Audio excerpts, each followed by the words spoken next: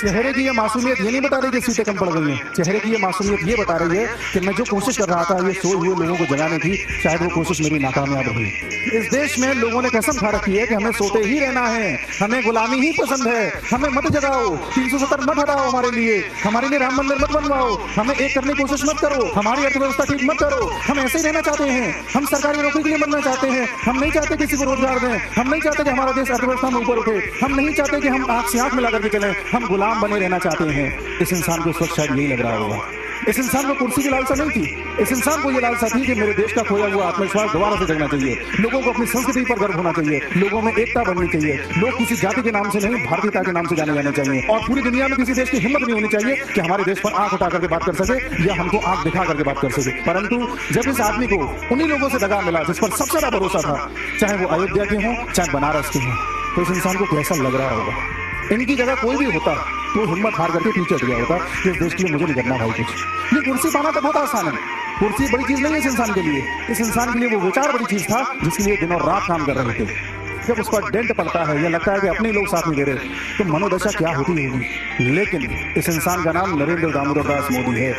इनकी असली पहचान अब देखने को मिलेगी आपको। जो आदमी इस पॉइंट पर टूटा हो यहाँ से कैसे बाउंस बैक करेगा, आप बस ये देखना, आने वाले समय में देखना। ये आदमी इलेक्शन के रिजल्ट से सबसे ज्यादा शांति शायद यूपी वालों को मिली होगी। क्यों यूपी वालों, क्या गलती थी इस आदमी की?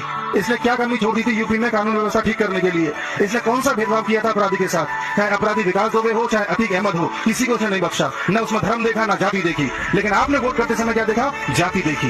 राजपूत नाराज हैं, कहीं पर जाट नाराज हैं, कहीं पर ब्राह्मण नाराज हैं। आप ये नाराजी रहते रह जाओगे, इसलिए आप पर 1200 साल कभी मुगल से कभी ब्रिटिशर्स राज करके चले गए और आपको पता भी नहीं चला। आपको वो लोग पसंद आए जो मुख्तार अंसारी को श्री कहकर के बोलते हैं, आपको वो लोग पसंद आए जो अतीक अहमद को श्रीमान कहकर के बोलते हैं, जो इनके जनाजे में शामिल होते हैं, और यही वो लोग हैं जिनकी वजह से आपकी बहन बेटियां 6 बजे के बाद घर से बाहर नहीं निकल पाती थी। और आपने क्या किया? इस आदमी को कमजोर कर दिया। अब आ जाएगा पीओ के, अब आ जाएगा यूसीसी। वो आता है तब जब मजबूत सरकार होती है। अब मिल गई शांति। एक विपक्ष के नेता ने फर्जी बात चला दी, फर्जी वीडियो चला दिया कि कॉन्स्टिट्यूशन बदल देंगे, कॉन्स्टिट्यूशन बदल देंगे, और आप बातों में आ गए। वैसे तो बहुत बुद्धिमान हो, एक बार भी नहीं सोचा कि कॉन्स्टिट्यूशन बदलना होता तो पिछले 10 साल में बदल देते। अयोध्या वाले 500 साल से पकड़ी नहीं पहनी, हम राम मंदिर लाना चाहते हैं, हम राम मंदिर के लिए समर्पित हैं, और आ गया तो आपने क्या दिया? अयोध्या में हरवा दिया। अयोध्या को आके गलियारा बनाया इन लोगों ने, उससे आप लोगों को ही फायदा होगा। आपकी आर्थिक स्थिति बहुत सुधर जाएगी पहले से, लेकिन आपके दिमाग में वो नहीं बैठेगा। आपके दिमाग में क्या बैठा है? जातिवाद। अब शायद आपकी आत्मा को संतुष्टि मिल जाएगी, और यही कारण है कि यूपी से आपको कभी रोजगार नहीं मिला। आपको कभी गुजरात जाना पड़ता है रोजगार के लिए, कभी महाराष्ट्र जाना पड़ता है। महाराष्ट्र में यूपी वालों के साथ क्या किया जाता है आपको भी पता है, लेकिन नहीं, कोई आदमी अगर आपके लिए कुछ कर रहा हो तो आपको पसंद नहीं आएगा। चेहरे की ये मासूमियत ये नहीं बता रही कि सीटें कम पड़ गई हैं। चेहरे की ये मासूमियत ये बता रही है कि मैं जो कोशिश कर रहा था ये सोए हुए लोगों को जगाने की, शायद वो कोशिश मेरी नाकामयाब रही।